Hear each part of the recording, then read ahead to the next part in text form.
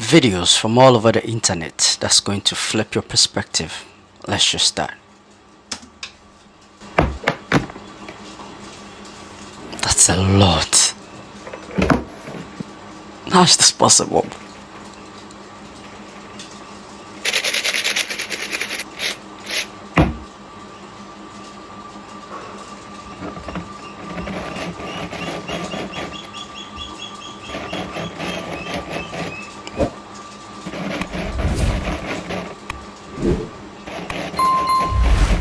Is this real? How is he doing it?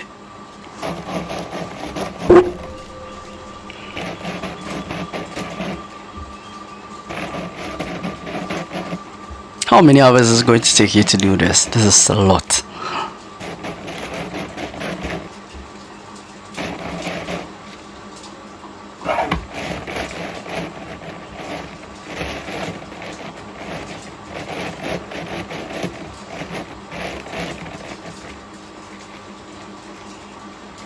Impressive.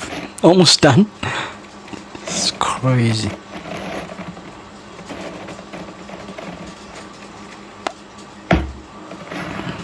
Six hours. Okay. Makes sense. Why do we end up popping hers? I bet I could guess, but go ahead. What would you say? Probably all the stuff on my face. The tattoos? Yeah, I'm not sure my mom would kind of approve. definitely respect that. I actually have like other things too. Other things like what? Oh. There's a real serpent. Whoa. I got so many questions. Yeah. But you know what? We gonna save that for another day. All right, let's go ahead and move on to our next lady. What's the best place to meet single men who are 35 and older in real life? Best place to meet single men that are 35 and older? I'd probably say the gym. The gym's a I good agree. spot. Like a fitness class. Well, everyone says running clubs are the new way that people meet. I know. I've been in like 2 running clubs. I haven't met a single person in a running club that I'm romantically involved with. Right. The gym I think is great, but it's to meet men. Men, it's tough to meet women at the gym because again, some people just don't want to be met while they're all sweaty and gross. Right. Men always want to be approached at the gym. So ladies, if you're listening, go reach out. Like wait for him to finish his set, smile, make eye contact, walk up, give him a stupid compliment. Doesn't even need to be real. Doesn't need to be good. Just give him a positive comment and he'll spark the conversation with you. That's true though. Listen to me carefully. If you want to be the most confident version of yourself that you have ever seen, you've got to do this one thing. And I know because I have done it. And that one thing is keep the promises you make to yourself. Exactly true. Yeah. Try it. And your whole world will be on fire. Be encouraged. Thank you. So when I got off of OnlyFans, I had significant debt. I got off of OnlyFans last year, in the beginning of last year, and I owed taxes for the previous year, right? And so now I'm not making that money anymore. And I just want to encourage you guys because this is actually happening right now to me. I had a letter from the IRS stating that I owed $288,000, and then from the Tax Board of California, I owed $88,000. So that's state tax and federal tax. So I was able to pay off the $288,000 to the IRS because I liquidated my brokerage account, my IRA, my life insurance policy, and I used all that up, all of it. I have no more savings. So that was a really hard time in my life, but it brought me through some crazy circumstances with the Lord and trusting in God to provide my needs like He promises in the Bible. But I want to tell you something. I still owe that $88,000 to the Tax Board of California, and then they just sent me their final letter of saying like, hey, this is going to go into collections literally next month. They said that they're going to put a lien on my credit. They're going to potentially garnish my wages, all that stuff. It looks really scary, right? Like the mountains in our life, the giants in our life that are calling us out, picking on us. It's really scary. But I want to encourage you, tell that mountain, that giant in your life, how big your God is. He is bigger than those problems. True. He created you to be here right now. He never promised that life was easy. There will be mountains, there will be giants that happen and come into your life and feel like it sits on your chest, gives you anxiety, pain, struggle. But you tell them how big your God is. So, life's looking really scary for me right now, right? This mountain is talking back. This giant is sitting on my chest. And I got down on my knees last night and I was like, Lord, surprise me. I'm going to take a step of faith and know who my God is. I was like, my taxes are not bigger than the Lord. Absolutely nowhere close to bigger than my God and what he can provide and what he can do, because he has plans to prosper me, not to go under. So I want to encourage you, if you are dealing with financial strain, if you're dealing with addiction, if you're dealing with family struggles, friend struggles, relationship struggles, they are not bigger than your God, the creator of the universe. They are not bigger. Cry out to God, but have faith enough to say, you know what, God, surprise me. Surprise me. Because he cares so much about you. He loves you. He wouldn't have sent his son to shed blood for you. He wouldn't have. So I encourage you, ask God to surprise you, but have faith to know that he will. Nothing is bigger than our God. No mountain, no giant. And one thing about God, he gonna respond to that one prayer, and y'all know what prayer I'm talking about. The moment you ask God to reveal who someone is to you, to remove someone out of your life who ain't supposed to be there, oh baby, you probably got about 12 to 24 hours left with that person, so you better enjoy that time. Because when I tell you he about to show you so fast, he about to remove them folks so fast, he ain't even gonna have time to say bye. Last time I prayed that prayer, literally like 2 hours later, my son was gone like the wind. I said, oh my God, I wasn't ready. She says, I thought the grass would be greener when I left my ex for my current partner. Crazy. But now I realize how much I miss the little things my ex used to do. You would miss it. The support, the deep conversations, the way they truly knew me. My fiance is great. Fiance? She's a bad vibes. You're bad vibes. My fiance is great, but it's not the same, and I can't shake the feeling I made a mistake. That's crazy. We're engaged now, and I feel stuck. You are. I can't imagine breaking things off without causing chaos. You will, but I secretly wish I could go back to my ex. You can't. What do I do? Stick it out and hope these feelings pass, or risk everything to try and make things right with my ex? The bastard. Utter bastard. Oh my. This is funny. This was personal to you, isn't it? No, you know who I feel bad for? I feel bad for the fiance. Yeah. Because they don't know that they've put a ring on a bastard. That's what they don't know. My gosh, this is so bad! Ah! Oh shit. Okay, wait, let me think. You know what, I'm being harsh, but sometimes it happens. Sometimes you're with somebody, you know, the grass starts to turn brown in your garden. And you're looking at your other people's garden, and they've just installed the fake grass. You know, the fake grass that they have, and it looks good. And then you go there, and it's not. What I want to know is, why did she even get engaged? Exactly. If you're half-hearted, that's one thing you Oh don't. my gosh. But women are cowards, though. If you get proposed to, you're saying. Do you know what? I feel like women, respectfully, I hear it. I'm not gonna say women are cowards, but I hear it. That's what I'm gonna say. Yeah, I've got questions for this one. Yeah. For sure. Let's call Evelyn right away. Oh, the call her. Interesting. Hello. Hi Evelyn, this is Deborah. I've got Deji here. Hi. How are you doing? I'm fine. How are you? Good, thank you. Good, thank you. Congratulations on your engagement.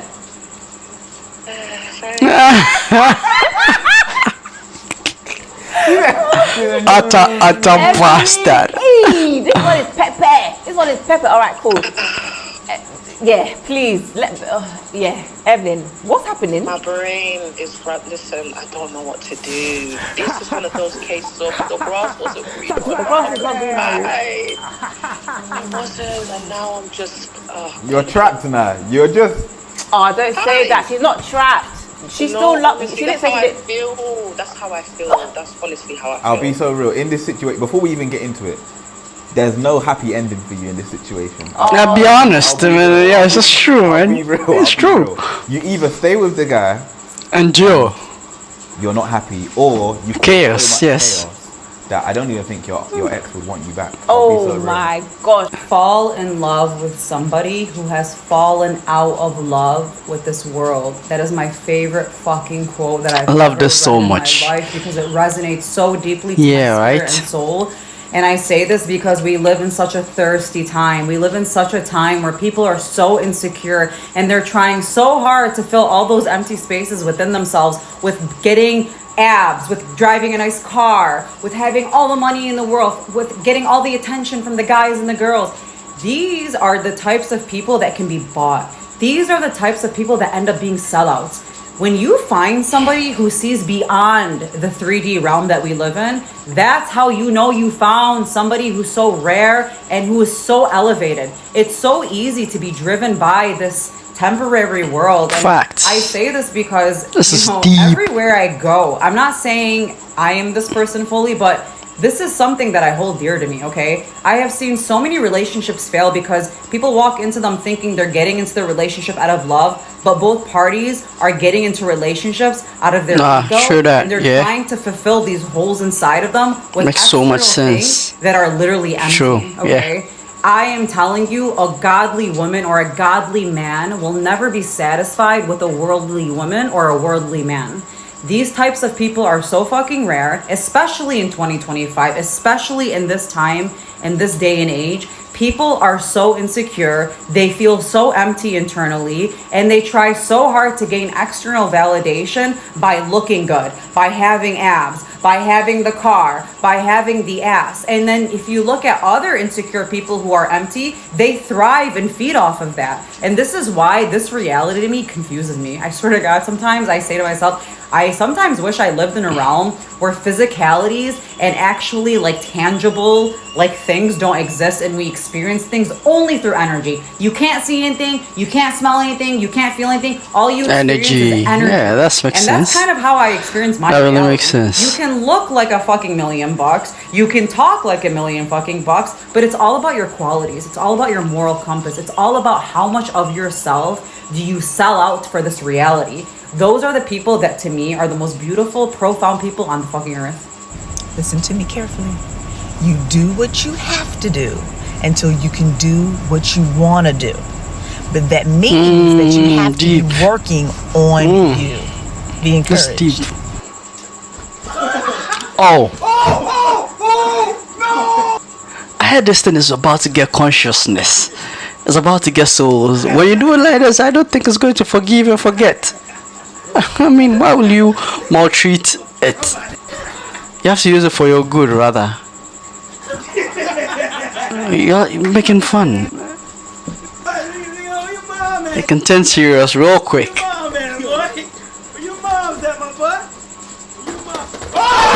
It glitched.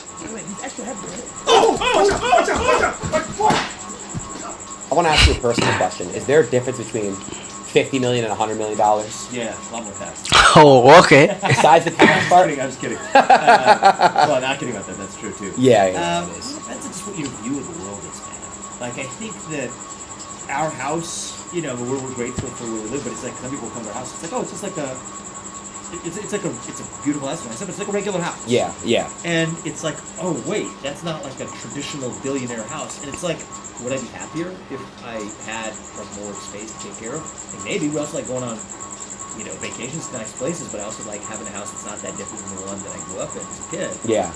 And so I don't know, man. I don't think like with difference between 50 to 100 million. I think at a certain point, what It's you can do mindset. is you can start using that money to do good for Yeah. other people. Yeah. Of course. Or to change the country for the better, hopefully, or at course. least in the way you want to. Like that is a threshold you could hit, where if you're, you know, able to write a $100,000 check, that could change somebody's life. And I think you can't do that if you've got a family, but you're a millionaire, you're worth $2 million, but you can't necessarily just take that money out of your account without thinking about it, donate it to some cause that you believe in. You also have a family that you feel like you need to take care of. So that to me is, I think, one of the liberating parts about actually generating liquid wealth, is that you can have these Makes sense. use in ways that you think actually Good cause. make the country better. 100%. Weak people focus on their insecurities. Arrogant people focus on others' weaknesses. Strong people focus on their strengths. Focusing on others makes you weaker. Focusing on yourself makes you stronger. So focus on yourself and don't worry about anyone else.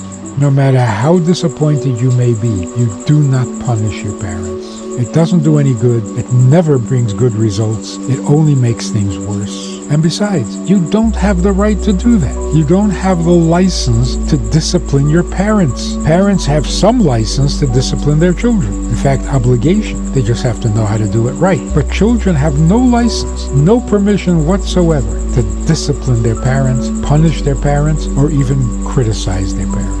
It's jungle behavior. In a civilized world, children respect their parents, or at least behave as if they do. What type of bullshit is this? Elon Musk is now the first public person to exceed a net worth of $400 billion. But let me show you something that's even more crazier than that. I found this post. They said it's 80,000 BC. You are immortal. The world is still frozen in an ice age. You decide to save $10,000 every single day, never spending a cent. 82,000 years later, 82,000 years. Still don't have as much money as Elon Musk. How? If this doesn't tell you some type of sorcery, some type of magic, some unfair gameplay is going on here, I don't know what else to say to you. $400 billion. What could you even possibly buy at that point? When people just have so much money to where they can live 83 lifetimes and still be good, you gotta start giving some of that shit away at this point. I'm sorry. We're talking about drugs. Do you think that the use of drugs is directly related to demons? Or do you think using drugs opens portals to demons entering you? Or what are your thoughts on that? On drugs in general? You are kidding. You are kidding. No. You know my answer. No, I don't. Yes, of course. If I knew it, I wouldn't ask you. I understand.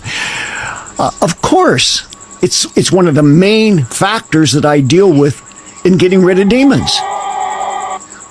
And how do you distinguish between... The thing that lowers your frequency more than anything else is you explaining or defending your actions and character to someone who brings zero value to your life.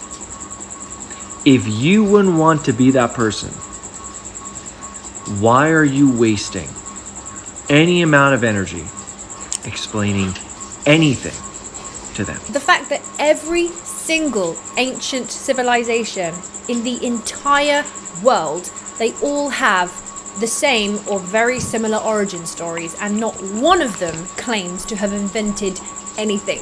Not one civilization take any claim for inventing maths, agriculture, inventing a kingship, inventing civilization. None of them say, oh yeah, that was us. All of them say the same thing, was that they were taught it by someone else. We don't think anything of that. I find that really weird. Some cultures say they were taught by visitors. Some say they were taught by the gods that visited. Some people talk about the big people, the Nephilim, the wise ones, the seven sages. They all have different names, but it's the same story worldwide. Is this the final Stranger Things? Is this it? Is it been quite emotional? I know you can't really tell us how it ends then, but like you reading those scripts and going through it and stuff, was it just... Well, I haven't read the end. I know what happens to my character because I kind of forced myself into the writer's room. So you broke in and found out. Yes, basically, I messaged the directors and thought, can I come over and have a meeting with you? And then I came over, and then there was a whiteboard. So you've written your own ending? No, I just saw my ending and thought, oh, and then I walked away very slowly. And so up until now, no one knew you saw that whiteboard? No. The directors knew I saw it. Okay, they did know. Did they want you to see it? Yeah, I think they just were maybe like, they're she's throwing gonna see you it. off, Millie. Maybe. This guy just became the world's second richest person, but no one understands what he does. Even engineers usually can't explain how Ellison's company made $50 billion last year. Because from the outside, their mysteriously outdated website seems vague. So when you hear other CEOs call Oracle sociopathic, it doesn't make sense. But that's because this billionaire's real specialty is the hostile takeover. Like, he once plotted to buy Apple so his neighbor Steve Jobs could become CEO. And with $5 billion lined up, he was ready to pull the trigger until Jobs said, I'm not the hostile takeover kind of guy. But Ellison is, because in his own words, winning isn't enough. All others must lose. When random billionaires come out warning normal people, you know shit's getting weird. Just watch this shit. Let's just say the power grid goes out. I'm telling you, it's gonna happen. I know. Just do whatever you can to be ready for it. Some people are maybe saying, well, I don't have the kind of money. You guys got the money and da-da-da-da.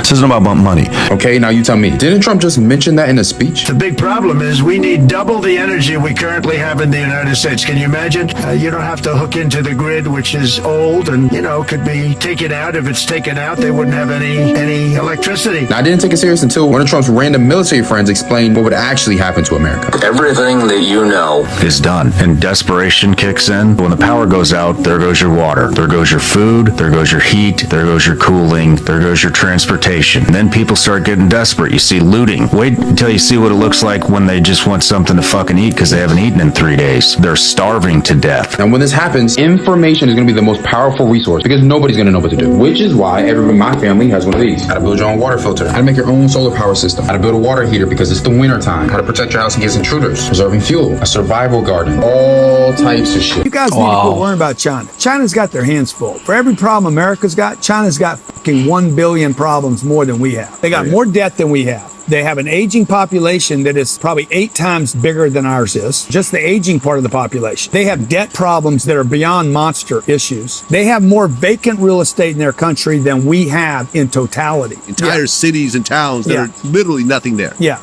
Any of you out there that think that they're going to become the overwhelming power in the world and that Russia and China are going to join up and the U.S. dollar is going to go away, you do not understand how many U.S. dollars there are. The U.S. dollar will not fail. I mean, just the black market money on this planet, most of that is traded in U.S. dollars. What do you want, Portuguese dollars? There was this guy, and this is like even I speak about like the taking back up the cheating thing. I cheated, he didn't want to leave me. Like, I was just being a whole person, he didn't want to leave me. Then I'm like, I accept my friends down. I'm like, you guys need to help me out with this. He doesn't want to leave me. We need to do something. Intervention. Yeah, so I said, my best friend at the time, I said their name. Here's his number. Catfish him and get him to cheat on me. Like, so I'm like, okay, this is what I know about him. Just said that you got his number, you found him cute, da-da-da-da. So we're sitting there, and like, he's not like taking the bait. He's like, nah.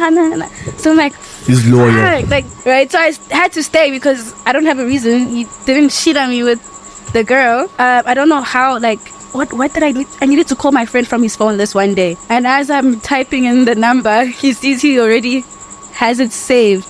And then he puts 2 and 2 together and found out I orchestrated. Snap. I was about to say that, women are the best candidates for the CIA because what the Yeah, that is actually a sting What of the hell, Joe?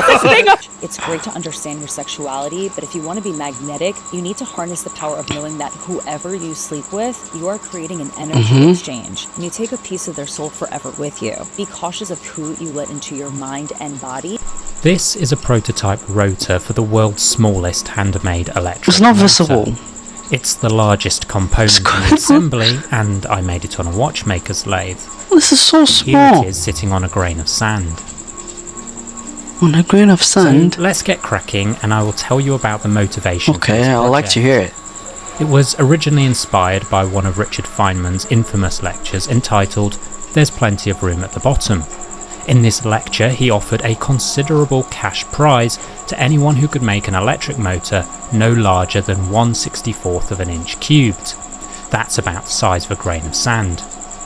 He thought that this would require the invention of new manufacturing techniques, such as the lithography methods we use today for making computer chips. But a guy called William McLellan decided to take on the challenge. Toiling away on his lunch breaks, he managed to make the motor by hand, armed with only basic tools. This was a truly groundbreaking achievement, and to my knowledge, nobody else has managed to replicate this. So the question is, using similar tools and techniques, can we achieve the same feat?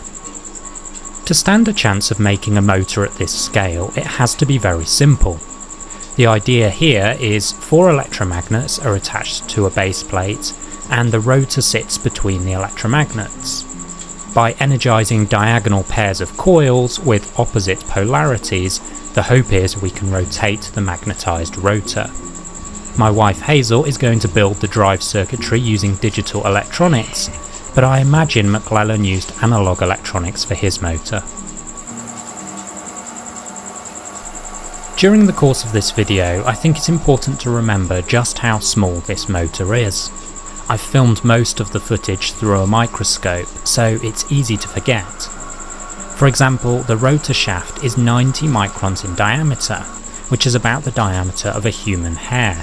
This makes it very easy to buckle, break, or even squash by just measuring it. Now, to avoid this problem, I drilled a 0.1mm hole in a piece of brass to use as a gauge. To part off the finished component, I ground a micro parting tool, but here you can see a problem.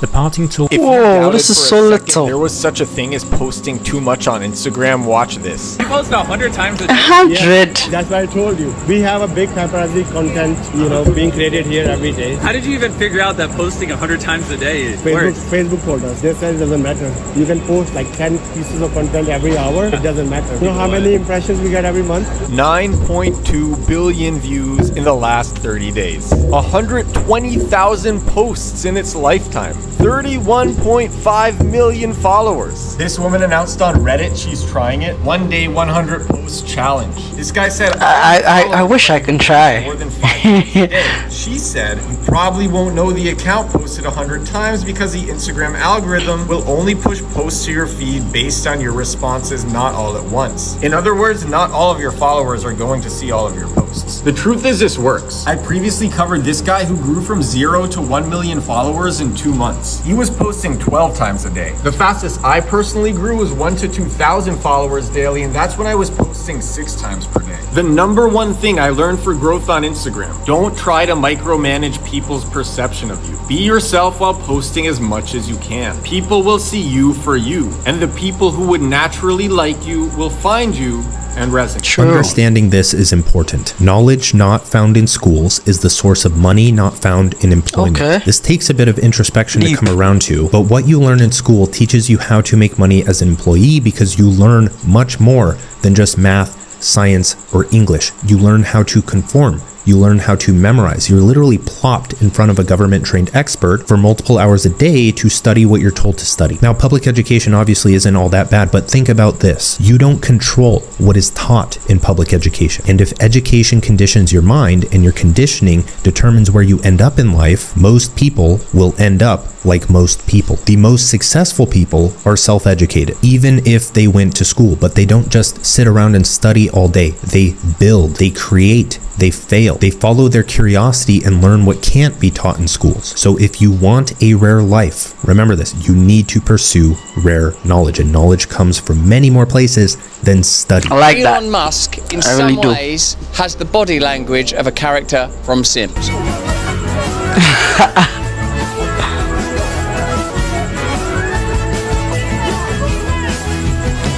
Yeah, right.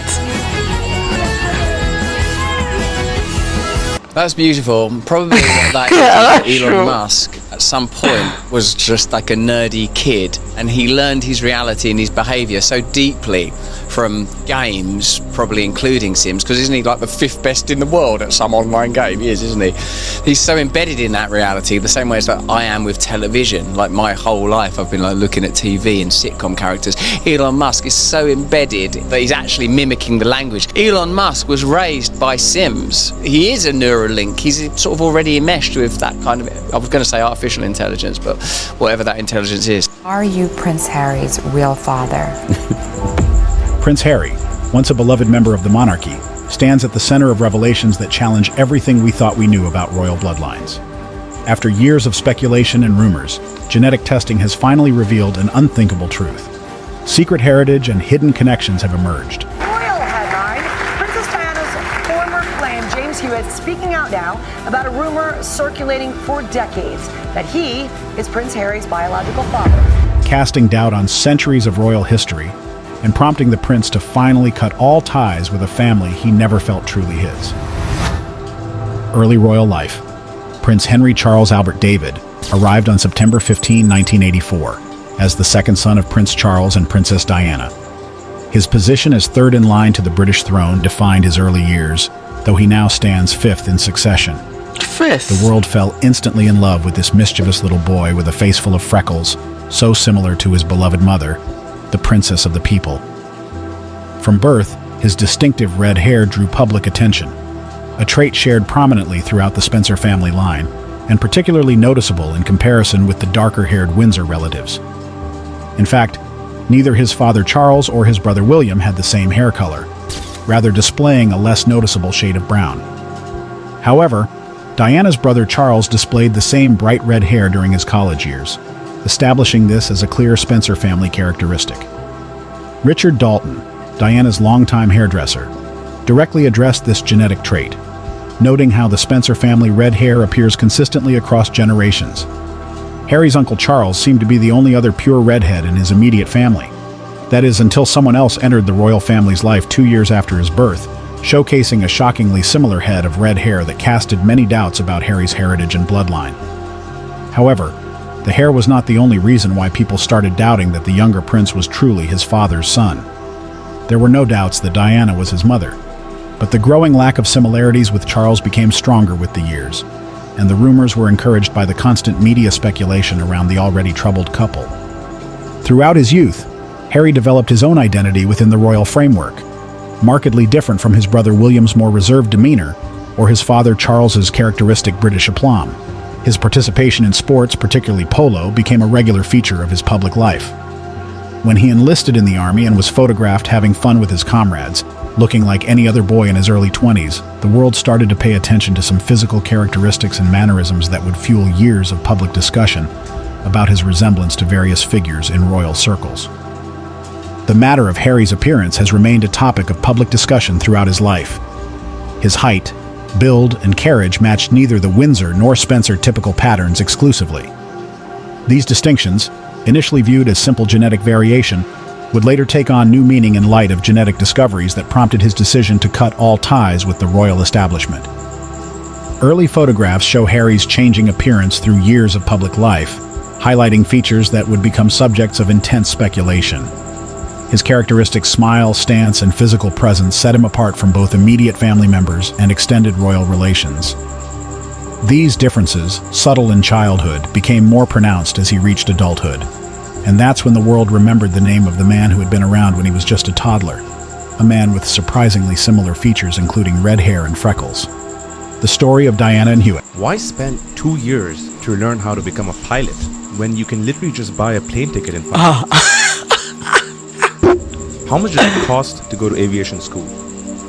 Nowadays, roughly about $100,000. I got my ticket for $2,000. What's wrong with you? This is crazy. Flying the same plane. Is it true that giant robots dive into the ocean to fix your internet? Yeah, sometimes. Oh, really? The backbone of the internet is fiber optic cables. The way that all data gets from one continent to another is fiber optic cables run along the bottom of the ocean. Even using a satellite, you're almost definitely using fiber optics. How deep are we talking? Some of them are pretty shallow, but they run deep. I mean, they're going all the way across the ocean, so they go down trenches and stuff. Some of these cables are miles down. So the actual fiber optics are these little thin threads of glass. They wrap it in armored sheaths, trying to protect it from being pulled on, being crushed, going down the valley, being bitten by sharks, because that happens. Sometimes sharks decide to try to chew their way through a cable. Are there any concerns with having cables this fragile being the backbone of the internet? Yeah, there sure are. Of course, there's the natural stuff, avalanches and things like that, and that happens. But more and more there are hints of sabotage. Especially around Northern Europe. There have been a number of incidents lately with Chinese and Russian ships sailing by and then suddenly fiber optic cables being cut. If the ship accidentally leaves down its anchor and starts sailing, one of those are just ripped through a fiber optic cable by accident. Certainly some of them have been accidents, but some of them seem very suspicious. So for example,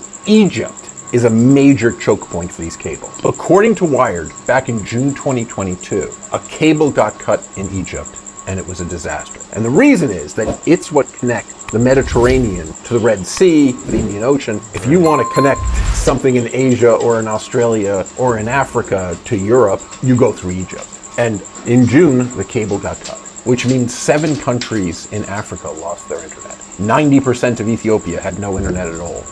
When you say no internet at all, this is not just no broadband, this is no cellular, nothing. Well, right. I mean, the cell phones could connect to the tower, but the tower couldn't make it to any website in Europe, website in Asia, which is pretty much every website, right? They were really, really cut off. There are, in fact, 16 major fiber optic cables going from the Mediterranean through Egypt into the Red Sea. So there's all these different cables, so if any one goes out, you're okay. But in fact, I mean, there's just one spot there in the Suez Canal where it's dangerous. If those 16 cables get cut, the world's practically cut into 2 internets, basically. So if these cables get damaged, how do they fix them?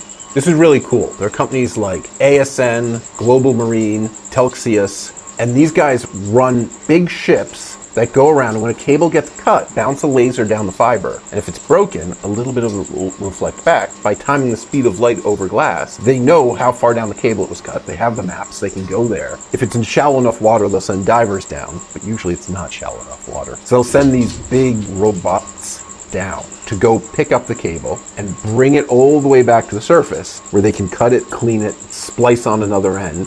Then they go get the other end. These cables get cut. A matter of days, they can find it and fix it. Like, with all these ways that these cables fail, catastrophically, do you see something like satellites replacing the need for it in the future? I do not.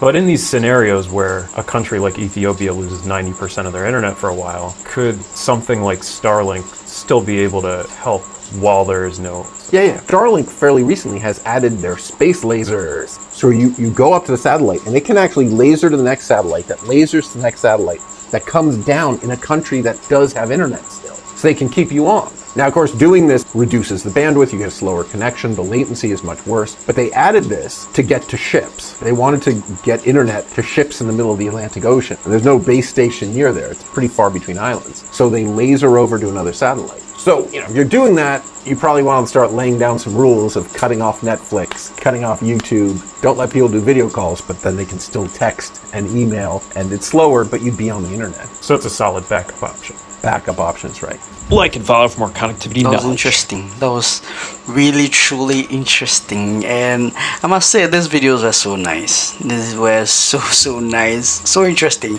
I'm always coming up with interesting videos. Like, it's not by my mind, although, we do this, but then I would give the glory to a higher power, which is God. Like, God's first in everything that I do. So, yeah, I give the glory to God. And we've come to the end of the video. Don't forget to like, comment, and subscribe, and also share with your friends. And also click on the notification bell icon so that any video that I post, you will be the first to get it. Adios, amigos, and I'll catch you guys in my next video. Bye.